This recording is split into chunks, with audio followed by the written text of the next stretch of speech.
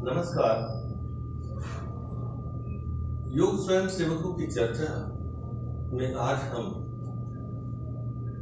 स्वदेशी चिकित्सा पर थोड़ी सी चर्चा करेंगे। स्वदेशी चिकित्सा के आधार क्या है? स्वदेशी चिकित्सा का सबसे महत्वपूर्ण आधार है प्रकृति के संसाधन, और प्रकृति के संसाधनों को ऋषि परंपरा में, लोक चिकित्सा परंपरा में, स्थानीय आदिवासियों की परंपरा में, परंपरागत वैद्यों ने दादा दादी और नाना नानी के घरेलू उपचार के रूप में आगे बढ़ाया है। स्वदेशी चिकित्सा में सबसे पहला जो है तत्व यह है कि साग भाजी का उपयोग करना।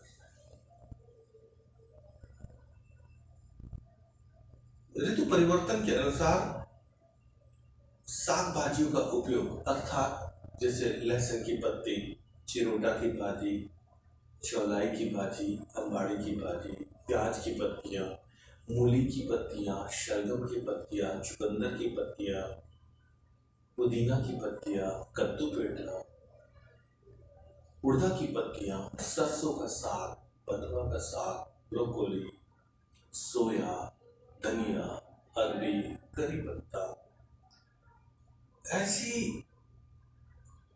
कई साग हैं जिनका ऋतु के अनुसार समय समय पर सेवन भी यदि हम कर लें तो शरीर में शक्ति बनी रहती। इसके अतिरिक्त स्वदेशी चिकित्सा में सब्जियां, अनाज, मसाले, जड़ी बूटियां, कंदमूल, फल, सूखे मेवे, वनस्पति की पहचान, पेड़ पौधे और पशु संसाधन की हम बात करें तो गाय से बने हुए तत्व जैसे गौमूत्र, बकरी के दूध की बात करें, भेड़ के दूध की बात करें, तो ये जो सारी तत्व है ये सारे स्वदेशी उपयोग आते हैं।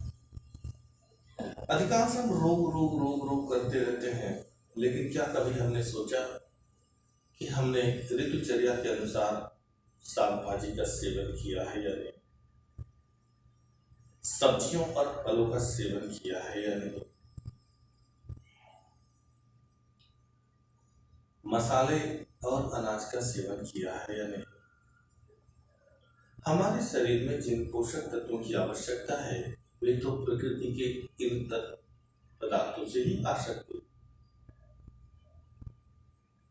हम जिन चीजों को छोड़ करके और अनावश्यक की तरफ भागते हैं उन पर थोड़ा सा विचार करना चाहिए, और जब तक हम विचार नहीं करेंगे तब तक कुछ भी संभव नहीं।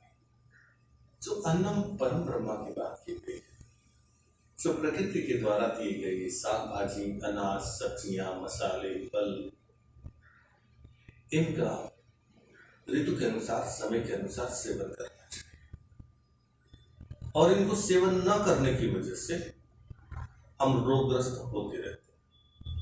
तो यहां पर स्वयं के लिए विचार करें कि आखिर हम रोगी क्यों हो रहे हैं, और दूसरा विचार यह है कि हमारे शरीर में किस तत्व की कमी हो रही है। साग भाजियों के अंदर मल्टीविटामिन, मल्टी मिनरल भरपूर पाया जाता है, और सबसे महत्वपूर्ण बात है कि हम यदि सहजन की पत्तियों का सेवन करें तो हमारे लिए बड़ा ही स्वास्थ्यवर्धक। मित्रों, स्वदेशी चिकित्सा के आज के सत्र का महत्वपूर्ण तथ्य यह है कि सबसे पहले हमें साग भाजी सेवन करने की आदत डालनी चाहिए। दूसरी बात, समय समय पर मसाले, फल, मेवे, सब्जियां इनका उपयोग करने की आदत डालनी चाहिए। हम भागते चले जा रहे हैं, हम किधर भाग रहे हैं? हम दौड़ते जा रहे हैं, हम किधर जा रहे हैं? क्यों जा रहे हैं? जीवन में क्यों और कैसे, इस प्रश्न को पैदा। जीवन का उद्देश्य धर्म, अर्थ, काम और मोक्ष की पूर्ति, और हम केवल धन के कमाने के पीछे भागे, सुख सुविधाओं के पीछे भागे। क्या कभी आपने सोचा कि जिन सुख सुविधाओं को कमाने के लिए आप भागते हैं, उन सुख सुविधाओं के उपयोग करने के लिए आपका शरीर स्वस्थ रहेगा या नहीं रहेगा? जीवन का थोड़ा सा आप हिसाब लगाइए। यदि 100 साल आपकी उम्र है तो 50 साल अर्थात आप सोने में गवा देते हैं, नींद में, क्योंकि आधा दिन और आधी रात होती। फिर जन्म से लेकर के विवाह के पहले तक शिक्षा इत्यादि में व्यतीत हो जाता है। जन्म के बाद शिक्षा लेते समय पारिवारिक जिम्मेदारियां, माता पिता की सेवा, सहयोग। इसके पश्चात विवाह, और विवाह के पश्चात हमारा जीवन पति और बच्चों के लिए अधिकांश समय। तो फिर हम अपने लिए कब जीते? जन्म के बाद विवाह तक हम शिक्षा और माता पिता की सेवा, और विवाह के बाद पत्नी और बच्चों, उम्मीदों में मात्र हम जीते रहते हैं, कल्पनाओं में जीते रहते हैं। पहले कुछ लोगों के लिए, फिर बाद में कुछ लोगों के लिए। क्या कभी हम अपने बारे में सोचते हैं? हमने अपने एक मनगढ़ंत सूत्र बना लिया है, सूत्राधार जिसको हम कह सकते हैं, कि अपना जीवन दूसरों के लिए है। यदि आपका जीवन होगा तब तो आप दूसरों के लिए कुछ कर पाएंगे। हम जीते कब है? आधी उम्र तो सो जाते हैं, बची हुई उम्र में विवाह के पहले हम आधा जीवन और विवाह के बाद आधा जीवन। तो फिर हमने स्वयं को कब कैसे जिया?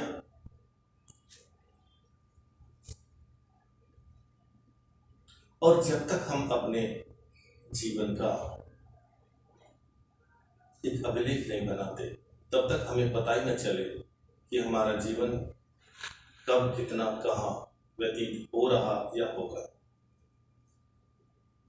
और आज के विज्ञान की तो बात अत्यंत महत्वपूर्ण है और शिक्षाप्रद भी है। यदि हम कोई भवन बनाने के लिए जाते हैं तो सबसे पहले उसका नक्शा तैयार करते हैं, रूपरेखा तैयार करते हैं। यदि हम विवाह की तैयारी करते हैं तो सबसे पहले उसका प्रारूप तैयार करते हैं कि भोजन प्रबंध, निमंत्रण का प्रबंधन, व्यवस्थाएं, लोगों की मानसिकता। तो जब हम कोई भी कार्य करते हैं तो सारा एक रूपरेखा तैयार करके करते हैं। लेकिन क्या कभी हमने सोचा कि हम अपने जीवन की जीने की रूपरेखा तैयार करते हैं, दिनचर्या की रूपरेखा तैयार करते हैं, भोजन की रूपरेखा तैयार करते हैं? हमें यहां सोचने की आवश्यकता है। हम सोचते कहां हैं? जीवन में हम सोचते कहां हैं? और सोचना कहां चाहिए? बस इससे आया, उससे गया, इसके पीछे दौड़, तीन ही बातें। जीवन में जीवन की रूपरेखा, दिनचर्या की रूपरेखा, खान पान की रूपरेखा और आपके कर्म की रूपरेखा, इस पर हम सोचते कहां हैं? और सोचते भी हैं तो फिर वो कैसा सोच जिसमें समत्व नहीं। हम विषम कर्म कर जाते हैं जबकि समत्व का विचार और समत्व का कर्म होना चाहिए। तो मित्रों, आज की स्वदेशी की चिकित्सा में एक महत्वपूर्ण तथ्य आपके सामने उपस्थित करने जा रहे हैं कि जीवन की रूपरेखा पर चिंतन किया जा सकता है। दिनचर्या की रूपरेखा पर चिंतन किया जा सकता है, कर्म की रूपरेखा पर चिंतन किया जा सकता है, क्योंकि हम बुद्धिजीवी हैं। और सबसे महत्वपूर्ण बात, मित्र, परिवार, बंधु और कुटुंब, इनके साथ संपत्ति, धन, लेन देन, इनमें समत्व होना चाहिए। जब तक आप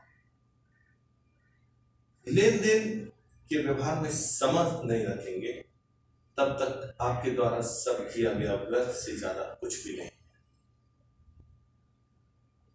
आप और मैं भूल में हूं, भ्रम में हूं, अंधेरे में हूं कि मैंने कुछ अर्जित कर लिया है तो उससे मुझे सुख प्राप्त होगा।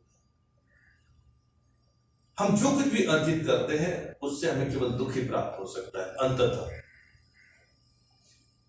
क्यों? क्योंकि जो प्राप्त किया गया उसका छूटना निश्चित है। जैसे जन्म लेने वाले की मृत्यु निश्चित है, इसलिए आपने जो प्राप्त किया है उसका छूटना निश्चित है। आप अंतिम बिंदु पर विचार कीजिए मात्र, आप यहां पर सोचिए, जब छूट जाएगा तब क्या होगा। तो इन सब बातों से दूर रखने के लिए भारतीय संस्कृति में संभाव, समाचरण, सत्कर्म के शब्दों का उल्लेख करता है। तो हमें जहां विचार करना चाहिए वहां से हम चूकते हैं, जहां नहीं विचार करना चाहिए वहां हम विचार करते हैं। जहां की रूपरेखा नहीं बनी वहां कर्म हो जाता है। बिना रूपरेखा बनाए हम जीवन को चलाते जा रहे हैं। जीवन किस दिशा में जा रहा है, किस दिशा में जा रहा है, किस दशा में जा रहा है, यह प्रश्न चिन्ह बना है और हम उसको जानने के लिए बिल्कुल प्रयासरत नहीं है। दिन पर दिन हम उन सब चीजों को जानने से वंचित रहना चाहते हैं। तो मित्रों, आज के स्वदेशी चिकित्सक के इस सत्र में प्राकृतिक संसाधनों के विषय में थोड़ी सी चर्चा हमने की और उसके बाद स्वयं को जानने के लिए भारतीय सभ्यता और संस्कृति के आधारों पर हमने चर्चा की कि स्वयं की खोज, समत्व का भाव, धर्म, अर्थ, काम और मोक्ष में संतुलन, इससे ही हम जीवन को स्वस्थ रख सकते हैं। इन्हीं शब्दों के साथ चर्चा समाप्त करते हैं। हरे